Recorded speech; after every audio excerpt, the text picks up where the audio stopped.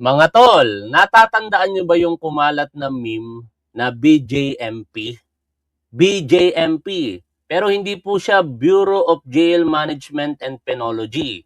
Sa kumalat po ng meme na yon sa nakalipas po ng mga linggo, binabanggit po doon ang mga pangalang Bong, referring to former Senator Bong Revilla, tapos J, para naman kay Senator Jinggoy Estrada, and M, ito pong si Senator Rodante Marcoleta. In short, ito yung mga taong nakakulong na ngayon. Para mabuo ngayon yung BJMP, kinakailangan ngayon ng salitang o pangalang P. Maraming nagsasabi sa nakalipas na panahon na Padilla daw po.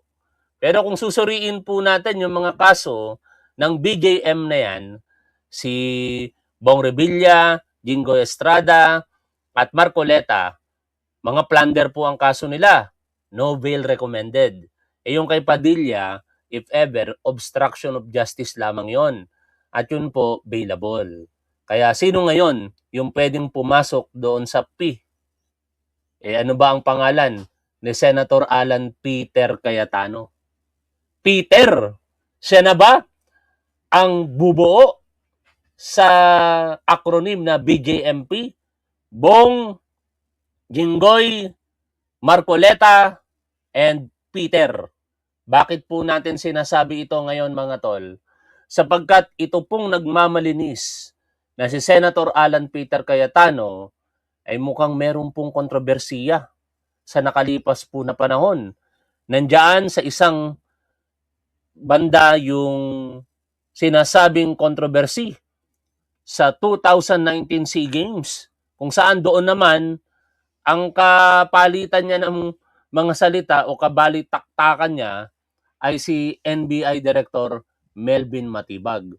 Pero dito po sa pag-uusapan natin ngayon, si Senator Ping Lacson naman. Meron pong binunyag si Senator Ping Lacson, mga tol, kaugnay po ng budget insertion di umano noong 2025. At ewan ko kung ito po ba'y nagkataon lamang sapagkat yung mga nang-aaway kay Senator Ping Lacson nakukulong. O, di ba? Natandaan ninyo si Gloria Macapagal-Arroyo? O, somehow inaway niya si Ping Lacson noon. Nakulong din si Gloria Macapagal-Arroyo, eventually nakalaya. Si dating Pangulong Rodrigo Duterte, nagkaroon din ng mainitan na batuhan ng akusasyon sa pagitan nila sa nakalipas na panahon, di ba? Ngayon, nakakulong si Rodrigo Duterte. Pero ang pinakasikat, si Rodante Marcoleta. Inaway niya talaga. Hindi niya tinigilan si Senator Ping Lacson. Lahat na lamang ng mga gusto niyang sabihin kay Senator Ping Lacson, sinasabi nitong si Senator Rodante Marcoleta at hindi naman nagpatinag si Senator Lacson. Pero sa huli, sino ngayon ang nakakulong? Si Rodante Marcoleta. Ngayon, inaaway naman nitong si Alan Peter Cayetano, si Senator Lacson. Ang tanong, makukulong kaya itong si Senator Alan Peter Cayetano? Sa pagkakataong ito naman, binabati ko po ng maligayang kaarawan ang isa sa mga hinahangaan ko na public servant. Ako po ay lubos na sumasaludo kay Attorney Benhur Abalos. Happy birthday po sa inyo, Secretary Benhur Abalos. Nakakainggit kasi masaya sila nung kanyang ama. Naiinggit ako dahil wala na yung tatay ko eh. I remember nung buhay pa tatay ko, sa mga sa mga kalokohan ko rin, na inamin ko naman na nagkamali ako, magkasama kami. Pupunta kami ng sabungan ng tatay ko. Kasi ang tatay ko, siya po'y mahilig sa sabong, pero hindi po siya basically yung malalang sugarol. Halagang 500 pesos lang, 300, masaya na yung tatay ko, pupunta yun ng 20 pesos, pupusta yun ng 20 pesos. Hindi ko pinopromote ang sugal, mga tol, sinasabi ko lang sa inyo na yun ay bahagi lamang ng pagiging masayahin ng tatay ko. Kaya magkasama kami lagi. Kaso lang sa case ko, nagkamali ako naging grabe ako. no? Naging ludomania. Alam niyo yung ludomania? Ito po ay isang uri ng karamdaman ng isang tao na adik sa sugal, no? Yun na yung naging sitwasyon ko. Nung mga panahong iyon, naaawa nga sa akin ng tatay ko eh. Pero sa huli, sabi pa nga ng tatay ko, anding ang tawag niya sa akin eh. Kung ano man yung mga nararanasan mo ngayon, nasa ospital na siya noon. COVID, unfortunately, hindi ko pa nadalaw. Hindi kami nagkita ng tatay ko sa huling sandali ng kanyang hininga eh. No? Sabi niya sa akin, anding, kung ano man yung mga pinagdadaanan mo ngayon, kaya mo yan. Patuloy ako nagtitiwala sa iyo. Kaya yun yung tumama sa akin sa mga huling sandali ng tatay ko at hindi siya nagkamali sapagkat yung pagkakalugmok ko mga tol sa tulong ninyo, no, nakaahon ako.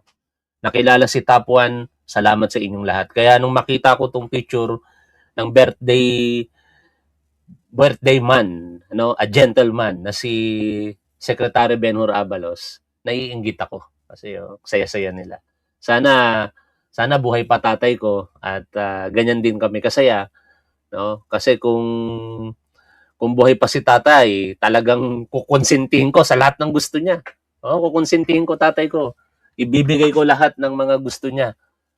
Mapasaya ko lamang siya. Even ang nanay ko, no?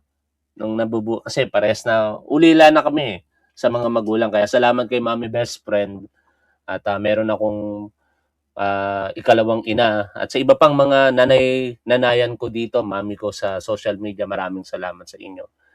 Kahapon pala, maikwento ko lamang hindi po ako nagbakasyon. Sinundo po namin si Mommy Best Friend sa airport. Kaya nandito po siya ngayon for 3 months. At siguro by next week, pupunta dito sa bahay. Ewan ko kung willing siya magpakita sa camera, pero try natin, ano. Anyway, balik na tayo dito. Happy birthday sa inyo, Attorney Benhur Abalos, mahal po naming secretary. And hindi po ako nawawala ng pag-asa na kung gugustuhin nyo, naniniwala akong mananalo kayo in due time, ano, sa 2028 sa pagka-senador. Ngayon, punta na tayo dito po sa balitang ating pag-uusapan. Ito ngayon mga tol, no? Si Alan Peter Cayetano, ang hilig sa live selling, no? Sa live selling niya, kung sino yung sa tingin niya gusto niyang babanatan niya, which is okay lang naman yon. Pero ang problema, pag nagsasalita ka na ng mga wala ng basihan, katulad nung sinasabi niya ngayon dito kay Senator Ping Lacson. Sabi niya sa bahagi ng live niya, so pwede ba nating ipatawag ang BIR at ipatawag lahat ng tax ni Senator Erwin Tulfo? Pwede na ba nating ipatawag ang AMLC at mga bangko? Ganun din kay Senator Ping Lacson, di ba? Ano yung actual? I didn't really pay that much attention, pero yung parang dumoble yung kanyang salin tapos sinabi niya sa negosyo. Hindi po yan tinake lightly nito pong si Senator Ping Lacson. Sabi ni Senator Ping Lacson, in response to that, hindi nagdoble ang net worth sa SALN-co in 2025 compared to 2022 when I left the Senate. Actually, more than 4 times ang increase at 244.9 million pesos compared to 58.7 million pesos in 2022, the year I left government. Sabi pa niya, whatever money I have, I definitely earned legitimately through some real estate deals and other legitimate businesses with 2 other business partners as a private individual. Sa dalawa, kanino kayo naniniwala? Yung isa nag-aakusa, yung isa nagpaliwanag. Ang nag-aakusa ang dapat nagpapatunay sa kanyang mga akusasyon, basic yon. Pero sa nagpapaliwanag, kung gusto niya namang magkusa, walang problema. At sa ibang pagkakataong binanggit ni Senator Lacson kung magkano ang binayad niyang buwis. At ang pagbanggit na yon ang isa sa maaaring maging patunay na lehitimo yung kanyang ginagawa at yung kanyang naging pagyaman. Palalo. Mayaman eh, lalo pang yumaman. Parang dito sa akin, di ba? No? May mga binabayaran akong buwis, mga tol. At this week, ang babayaran kong buwis, more or less, mga nasa initial is 33,000, tapos approximately, mga almost 100,000. This week, babayaran ko. No? Ipopost ko yan. Ngayon, sa pamamagitan ng figures na yon, ma-estimate nyo na ngayon, lalong-lalo na yung mga accountant dito, magkano kinikita ko monthly. Legal. No? Kaya bang gawin yan ng iba? Katulad ng ginawa ni Senator Ping Lacson bilang politiko. Kaya bang ipakita, kaya bang sabihin ni Alan Peter Cayetano magkano ang kanyang binayad na buwis? Kasi the moment na sabihin mo kung magkano ang binabayad mong buwis, magkakaroon ng rough computation ang public dyan. Uulitin ko yung sa akin. Ito po, ipakita ko lamang sa inyo, kung magkano yung binayad ko doon sa isa kong buwis. Ito po ay maliit lamang. 7,795. Income tax po ito. No? Income tax. Ibig sabihin, graduated yan. No? Sa mga accountant, alam nila kung paano mapapalabas kung magkano yung pinagbasihan nito. Pero sasabihin ko sa inyo, magkano ba ang pinagbasihan ng 7,295 pesos? More or less 400,000 pesos. Per quarter ito mga tol per quarter pa lang ang tinutukoy dito. Tapos, meron po akong binayaran na 33,000. Buwis po itong pinagsasabi ko Ito, yung accounting office to. Sila yung nagbabayad sa buwis, sila yung binabayaran ko naman para sa serbisyo nila. 33,514. Ang buwis ko dito ay 30,000 something. Ang tawag po doon percentage tax. Ang percentage tax na yon for second quarter, April, May at June, ay 3%. O ngayon, i-compute nyo. 3% yung 30,000. Magkano ngayon yung kinita ko April, May at June? More or less, nasa 900,000 pesos. No? Kaya mga tol, by simply saying na ikaw ay nagbabayad ng buwis at kung magkano ito, hindi mo na ngayon maililihim sa publiko kung magkano kinikita mo. Same way with me. Pero bakit ko to kayang ipakita sa inyo? Kasi sumusunod ako sa batas. Si Alan Peter Cayetano, sumusunod kaya siya sa batas sa tamang pagbubuhayad ng buwis? Si, on the other hand, Sara Duterte, sumusunod kaya sa batas sa tamang pagbabayad ng buwis? Si Senator Lacson, naniniwala akong sumusunod kasi binanggit niya na mahigit sa 10 milyon at mayroon pang milyones na binayad siya sa mga taxes niya nung mga panahong pribadong individual siya. Ngayon, sino sa dalawa ang paniniwalaan po ninyo? Ako, maniniwala ako kay Senator Ping Lacson. At dahil po kine-question nitong si Alan Peter Cayetano, itong si Senator Lacson, at piling ni Senator Lacson, integridad niya na ang binabanatan nitong si Alan Peter Cayetano. Ito po ngayon yung gustong mangyari nitong si Lacson. Gusto niyang makulong itong si Alan Peter Cayetano. Sabi po ni Senator Lacson, "My integrity is my first and last line of defense, and I will fight to defend it with all my might." Senator Cayetano has crossed the line by attacking it. As of this morning, nako, kabahan ka na Alan Peter Cayetano. Dating chief PNP itong inaaway mo, no? Ang lawak ng kaalaman nito sa intelligence gathering. As of this morning, I'm still counting informants and witnesses, directly or through intermediaries, willing to provide information and evidence to put him, si Alan Peter Cayetano ang tinutukoy niya dito, in his proper place, di Payatas, Quezon City Jail. Saan kaya pupulutin itong si Cayetano ngayon, mga tol, pag nagkataon? At yung acronym na BJMP, mabubuo na kaya? Bong, Jinggoy, Marcoleta, and Peter?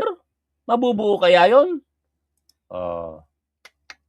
Kasi ikaw naman Senator Alan Peter Cayetano no? Nagsasalita ka mukha nang wala ka namang mga ebidensya. Ito tuloy ngayon, ibabalik sa iyo ni Senator Lacson, no? Ayaw na ayaw niyang yung integridad niya na ngayon ang naku-question. Kaya ayon sa kanya, gagawin niya, no? Na mailagay ka sa tamang mong lugar at 'yon ang kulungan. Kasama siyempre si Bong, si Jinggoy, Marcoleta at iba pa. BJMP. Bong, Jinggoy, Marcoleta, Peter Cayetano. Sinabi pa dito ni Senator Lacson. Lacson says, live selling Cayetano had 6.79 billion pesos budget insertion in 2025 ka. Naku po, yung nagmamalinis, di umano ay meron palang budget insertions. Basically, hindi naman masama per se ang budget insertions, mga tol. Basta tama yung paggamit ng pondo. Pero ang tanong, tama ba ang paggamit ng pondo? Hindi pa natin alam ngayon. Kasi may mga akusasyon ngayon si Senator Ping Lacson na may mga ghost project daw po sa Taguig City. Basahin po natin. Ito pong balita mula po sa ABS-CBN News. Senator Ping Lacson on Saturday fired back former Senator or Senate President Alan Peter Cayetano for insinuating that he earned his wealth through budget insertions. In a statement issued on Saturday, Lacson said he legitimately earned his wealth. Yumaman daw siya sa legal na kaparaanan sa pamamagitan ng mga pribadong negosyo at hindi daw po siya nag-resort sa mga kickbacks. Sinabi din po ni Senator Lacson na may mga ghost flood control project sa Taguig City, ang political bailiwick ng mga Cayetano. Ayon po kay Senator Lacson sa kanyang X account, let me correct Senator Alan Cayetano's latest live selling on FB using wild insinuations and black propaganda against me. Hindi nagdoble ang net worth sa Saleenco in 2025 compared to 2022 when I left the Senate. Actually, more than 4 times ang increase at 244.9 million pesos compared to 58.7 million in 2022, the year I left government. May mga figures na binabanggit at ito'y nasa dokumento. Kaya kung illegal ang ginawa ni Senator Ping Lacson, madadali siya rito. Pero malamang sa malamang, walang illegal kasi kayang sabihin ni Senator Lacson.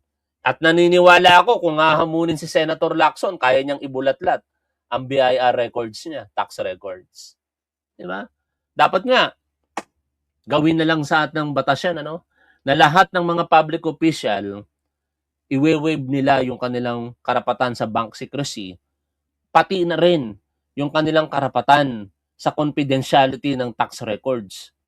Kasi wala namang mawawala mga tol no? Kung si Top 1 nga, nagiging transparent sa public ngayon O kayong mga DDS, matanong ko lang kayo, yung ginagawa ba ni Top 1 ngayon na pagbabayad ng buwis ng tama, kaya bang gawin niya ng mga DDS vlogger? Kaya ba nilang ipakita kung sino man ang mga pinapanood yung DDS vlogger? Kaya ba nilang ipakita yung mga dokumentong ipinapakita ko sa inyo, mga tol, bilang patunay na ako'y nagbabayad ng buwis? Meron ba silang mga ganito? Hindi ko lang nilagyan. Pero ayan po. Ito po ay usually dapat nakikita sa mga business establishment. Pero wag po nating ipagkakamali na porket vlogger tayo, wala po tayong ganito. Dapat may ganito po tayo. No? Sino sa mga vlogger na pinapanood ninyo, mga DDS, ang may ganito? Kaya ba nilang ipakita ang kanilang Certificate of Registration sa Bureau of Internal Revenue? Kaya ba nilang ipakita ang mga binabayad nilang buwis sa ating gobyerno? Di ba ang lalakas ng loob niyong tumira sa ating gobyerno na mga kurap? Kung meron mang dapat magalit sa mga kurap, lahat tayo, no? Lahat tayo dapat. At higit sa lahat, yung mga nagbabayad po ng tamang buwis. Kung ako magiging mambabatas, i-advocate ko yan. No? Lahat ng mga public official dapat i-waive ang bank secrecy law. Para pagka may mga question, hindi na kinakailangan magmakaawa pa kung kanino. At isang kalang ang batas para lamang ikubli yung kanilang mga tinatago sa mga bangko. Lahat ng mga public officials dapat open for tax records. Kasi yan lamang ang magpapatotoo kung ikaw ba talaga'y yumaman sa tamang kaparaanan. Ayon pa po dito, ito na yung sinasabi ko sa inyo na kayang sabihin ni Senator Lacson. Lacson said he engaged in state deals and other legitimate businesses with 2 other business partners as private individuals. Ito, ang mga accountant alam ito kung paano susumahin ngayon yung gross sales o kita ni Senator Lacson.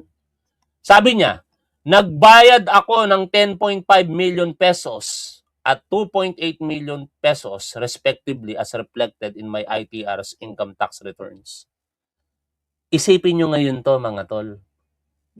Sinabi ni Senator Lacson ng amount na 10.5 million. Kung hindi ito totoo, yari siya rito. Sinabi ko sa inyo ang amount na 30,000 pesos kanina, tapos ang pinagkunan ko nun, 900,000 pesos. Imagine yon. I-compare nyo ngayon yung amount ko sa amount ni Senator Lacson.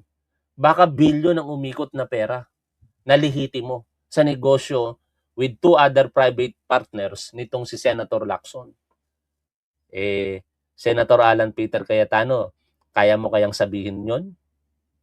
Unlike Senator Cayetano, with 6.79 billion in budget insertions under the 2025 GAA, I have no insertions, aka pork barrel, since I became a senator.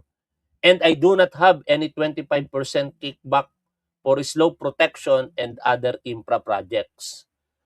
I don't know about him, but I have consistently refused lobby monies in relation to my job as a legislator. And yes, Blue Ribbon hearings, wag siyang mainip. Merong ding ghost sa Taguig. Naku po. Diyan ako mag-aantay ngayon mga tol sa mangyayaring investigasyon. Ghost project sa Taguig City? Meron ba? Iiwan ko sa inyo ang tanong na yan. Ano ang opinion po ninyo?